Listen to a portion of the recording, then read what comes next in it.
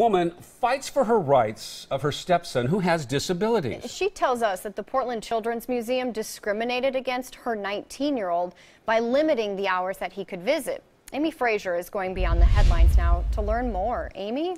I met with a stepmom and her teen today. She tells me the Portland Children's Museum is one of the best places they've ever visited because it's so wheelchair accessible and hands-on.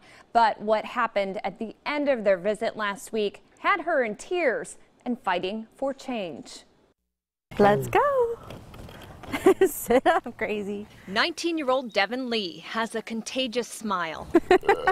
A smile his stepmom, Jessica Lee, saw a lot of last Thursday. It was fantastic. It's such a wonderful place. When they visited the Portland Children's Museum for the first time.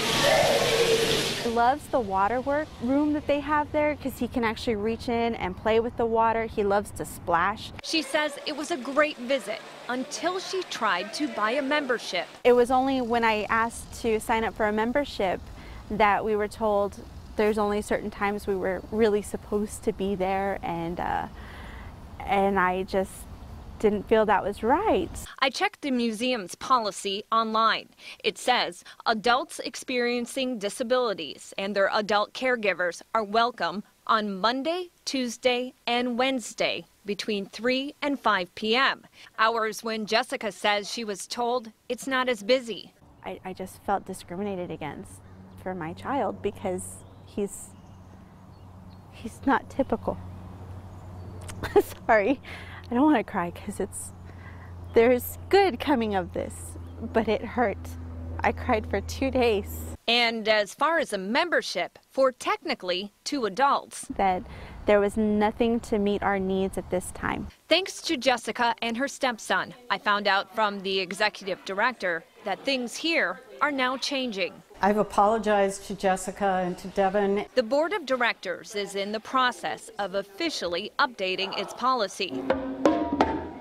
She says there will no longer be limited hours for caregivers and adults with disabilities. Based on Jessica's feedback, that clearly was not accommodating and convenient for parents and caregivers. So we've done away with that.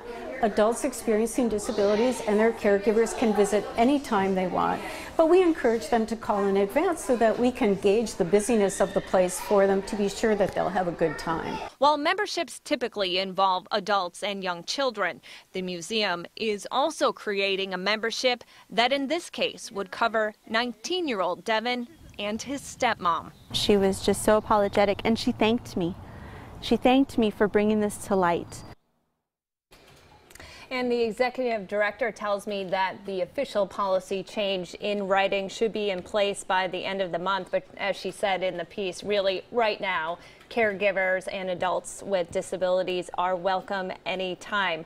Now, they do have a policy in place that in general, if you're an adult and you're there, you need to have a child with you. Yeah. That's just kind of a safety policy, but really this situation was something different. It was different. You know, Amy, you've covered so many stories, some very similar to this, but this has a good outcome, doesn't it? They admit, hey, we made a mistake here, we're going to change it. Yeah, and the mom said to me that the response from the museum has been phenomenal. She says she couldn't be happier that they're listening and making some changes. That's good, because she was very emotional about it. You could tell this really impacted her. Yeah, absolutely. So. Okay. Thanks, Amy.